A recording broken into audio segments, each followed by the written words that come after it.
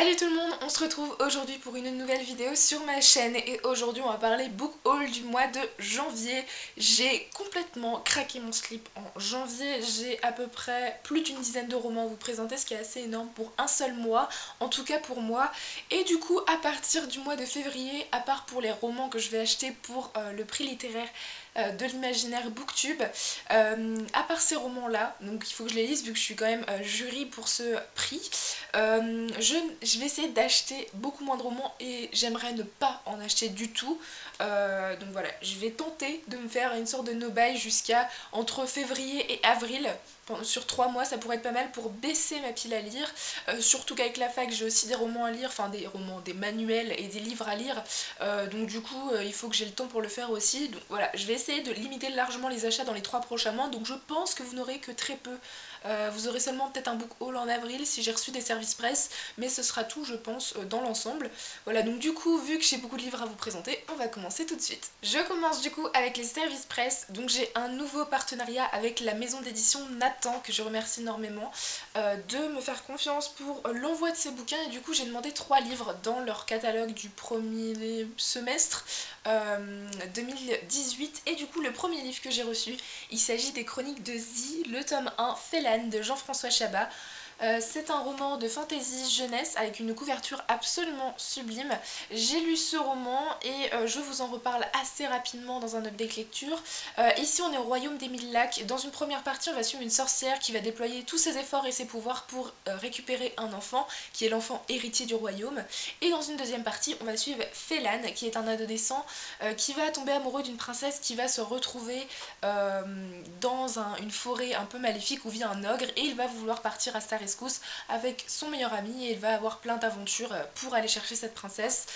Voilà, donc j'ai lu ce roman et je vous en reparle très rapidement. Le deuxième roman que m'ont envoyé les éditions Nathan, il s'agit de La Belle Étoile, le tome 1 de Cathy Cassidy. Encore une couverture sublime, encore une fois, hein, c'est les caractéristiques des romans de Cathy Cassidy.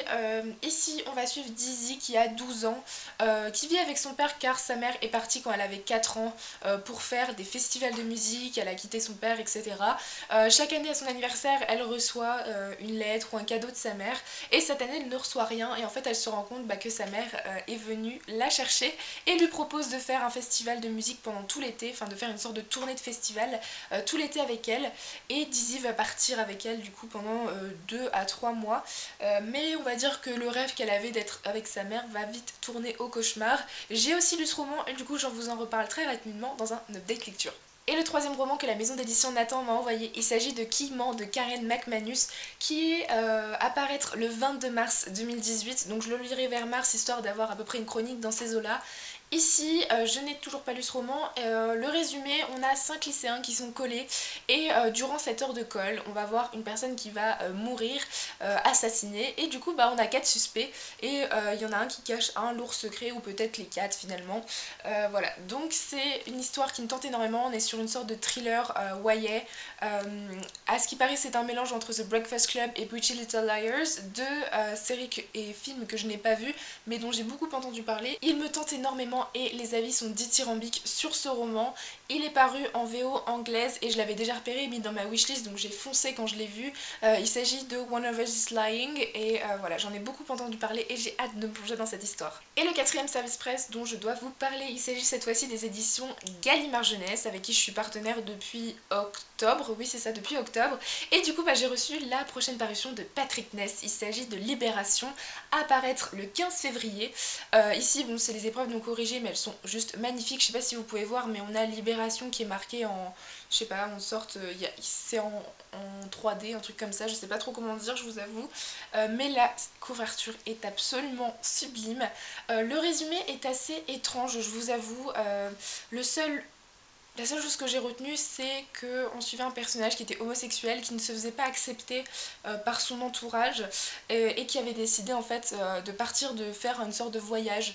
Voilà, c'est ce que j'ai retenu, et je vous avoue que j'ai pas envie d'en savoir plus car j'ai entendu des très très bons avis sur ce roman. Patrick Ness, je ne l'ai jamais lu, mais c'est un auteur dont tous ses romans sont dans ma wishlist, donc je vais peut-être me laisser tenter un moment. Il est assez court aussi, donc voilà, je veux en savoir que très peu et j'ai hâte de m'y plonger. De toute façon, ça va être ma prochaine lecture après ma lecture en cours. Puisqu'il sort le 15 février, j'aimerais bien le lire avant sa sortie. Après, avec mes sœurs et ma mère, nous avons fait une sorte de virée shopping à la Fnac et je vous avoue qu'on a toutes un peu craqué, sauf que moi j'ai craqué de mon côté et mes petites sœurs aussi, sauf que elles ont acheté des romans qui étaient dans ma wishlist ou qui me tentaient beaucoup. Du coup, je les ai rajoutés à ma palle et ça m'a fait une palle énorme pour ce mois de janvier en tout cas. Le premier roman, c'est ma sœur Lucie, donc la plus petite qui a 13 ans, qui l'a acheté et j'ai hâte de le découvrir parce que j'en ai entendu pas mal parler. Il s'agit de Sherlock, Lupin et moi d'Irène Adler, donc le tome 1, Le mystère de la Dame en Noir, aux éditions Albin Michel. C'est un ouvrage qui est juste sublime, hein, sincèrement. Il y a un énorme travail à l'intérieur d'édition. Voilà, c'est la lecture en cours de ma sœur qui adore cette histoire pour le moment. Je pense le lire assez vite après qu'elle l'ait lu parce que c'est un roman jeunesse assez court qui sera une bonne petite lecture entre deux gros romans. Et du coup voilà, c'est une histoire policière où on va suivre voilà, Sherlock Holmes, Arsène Lupin et Irène Adler sur un meurtre. Voilà, je veux pas trop en savoir et du coup bah, j'ai hâte de m'y plonger. Les 3 romans à suivre, ce sont des romans que ma sœur Jade, 15 ans, a acheté et qui sont aussi dans ma wishlist. Il y en a un qu'elle a reçu à Noël et que je ne vous avais pas présenté au book haul du mois de décembre, du coup je vous le présente maintenant. Il s'agit du Pacte des Mâts, le tome 1 de Nin Gorman, ou Gormand, publié aux éditions Albin Michel. C'est un roman dont tout le monde a entendu parler. Ce n'est clairement pas mon truc à la base, ce qui paraît c'est une romance avec des vampires. Vous savez que moi les romances j'en lis très peu et que les vampires, je pense que j'ai presque jamais lu de livre sur les vampires, mais c'est vraiment pas une créature qui m'intéresse énormément. Sauf que c'est Nin Gormand et à ce qui paraît sa plume est très très addictive. J'ai envie de me tenter en fait cette histoire. Elle a l'air franchement pas mal, donc quand ma soeur l'aura lu, je me pencherai sur cette histoire et je sais que le tome 2 est déjà en cours d'écriture. Voilà, pourquoi pas. On verra bien ce que ça va donner. Donc cette fois-ci, les 2 romans que ma sœur a achetés durant cette virée Fnac. Il s'agit le premier de Carrie de Stephen King, publié aux éditions Le Livre de Poche. J'ai jamais lu, je pense, de livre d'horreur, ou peut-être un seul avec Bird Box. Mais du coup, j'ai un Stephen King que je veux lire qui est juste là, au-dessus, là, c'est 221163, que j'aimerais lire. Et peut-être après, je me ferai Carrie, mais en tout cas, c'est un auteur que j'ai vraiment envie de découvrir. Et j'ai envie de passer au-dessus du préjugé de, vu que ça fait peur, bah j'irai pas lire ces romans. Non, je pense que ça peut être pas mal, ça peut être une nouvelle expérience de lecture de lire des romans d'horreur. Je pense que vous connaissez tous l'histoire de Carrie, donc je ne vais pas épiloguer là-dessus, mais du coup j'ai hâte de m'y plonger. Je vais attendre de voir la réaction de ma soeur qui je pense va être assez sympathique. Et le dernier roman qu'elle a acheté, et ça c'était sur une de mes recommandations parce que j'en ai entendu parler, il me tendait pas mal et en fait je l'ai juste présenté et finalement elle est ressortie avec de la Fnac. Il s'agit de Hate List de Jennifer Brown aux éditions Albin Michel. En fait je me rends compte qu'il y a beaucoup d'Albin Michel parmi les achats. Ici je pense que vous en avez beaucoup entendu parler il y a quelques années. On suit une sorte d'attentat, enfin une tuerie dans un lycée et on va suivre en fait la petite amie du tueur. Voilà, c'est des adolescents qui ont fait une liste des gens qu'ils n'aimaient pas, si j'ai bien compris, et en fait bah ce mec a pris un peu la liste au pied de la lettre et est allé tuer dans une sorte de tuerie dans un lycée toute cette personne qu'il n'aimait pas et bah la copine évidemment a ça sur la conscience. Ça m'a franchement l'air pas mal. Il y a eu d'excellents avis sur ce roman. J'ai hâte de m'y plonger aussi. J'attends souvent que mes sœurs lisent leurs livres. Je vais pas leur piquer avant qu'elles les luent. Je trouve pas ça sympa, surtout que j'en ai beaucoup à lire de mon côté. Mais en tout cas, voilà, j'ai hâte aussi de voir la réaction de ma sœur et de découvrir cette histoire. Et ensuite, on passe au roman que moi je me suis acheté ou que ma maman m'a acheté. Et là, on est sur une petite pile assez sympathique. Le premier roman, il s'agit d'un roman policier. Alors vous allez vous dire, policier, qu'est-ce qui se passe? Tu changes tes habitudes de lecture? Non, c'est une auteure que j'avais très envie de lire. J'ai entendu de très bons avis sur ce roman et du coup bah, j'avais envie de l'avoir dans ce style car j'ai déjà lu des livres de cet auteur. Il s'agit de L'Appel du Coucou, donc une enquête de Cormoran Strike de Robert Galbraith, donc alias J.K. Rowling, aux éditions Le Livre de Poche. C'est une saga, c'est une trilogie si je ne me trompe pas, qui a d'excellents avis et j'ai très envie de retrouver la plume de J.K. Rowling, même si j'ai aussi le tome 7 d'Harry Potter et le tome la pièce de théâtre à lire. Mais en tout cas c'est une histoire qui m'intéresse beaucoup. J'en sais très peu sur cette histoire, c'est à dire que je n'ai à peine lu le résumé et je ne m'en souviens pas, donc je ne vais pas vous faire de résumé. Mais en tout cas je pense que ça peut être une très bonne histoire. C'est une petite bricasse, hein, voilà, qui fait 700 pages, mais je pense que ça va vraiment se lire tout seul et ça va changer un peu de mes habitudes de lecture. Un autre roman qui change clairement de mes habitudes de lecture car c'est un contemporain, il s'agit du Mystère Henri Pic de David Fuenquinos, publié publié aux éditions Folio. Alors tout de suite c'est la couverture qui m'a attirée. Le roman, j'en avais un peu entendu parler à sa sortie en grand format. Ça avait l'air très sympa, mais je ne m'étais pas lancée parce que c'est du contemporain en grand format, c'est pas mon habitude. Donc je m'étais dit peut-être un jour s'il sort en poche, pourquoi pas. Du coup c'est ma lecture en cours. J'en ai lu actuellement 120 pages sur 320 je crois, un truc comme ça. Donc c'est un roman très très court. Donc ici on est en Bretagne et il y a un bibliothécaire qui va recueillir les livres qui ont été refusés par les maisons d'édition. Suite à sa mort, c'est son assistante qui va reprendre la bibliothèque. Et nous on va suivre une éditrice qui passe ses vacances en Bretagne chez ses parents avec son copain. Et en fait ils vont entendre parler de cette sorte de petite bibliothèque de manuscrits qui ont été refusés.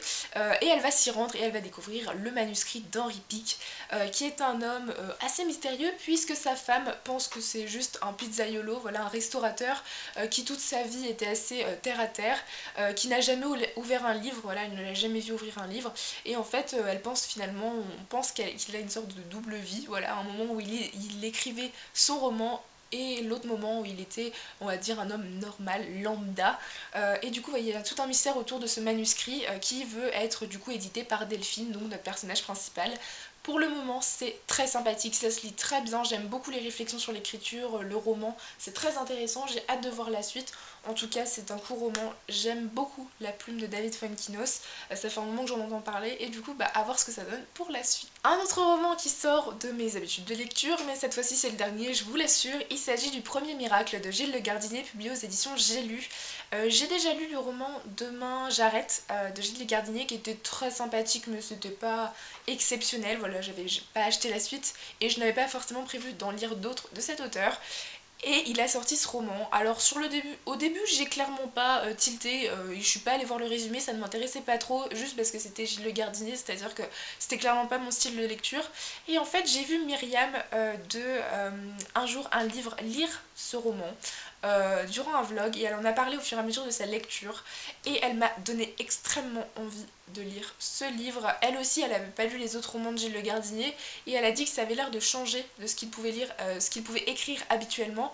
On est ici sur un roman style espionnage policier avec un mélange d'ésotérisme à travers le monde.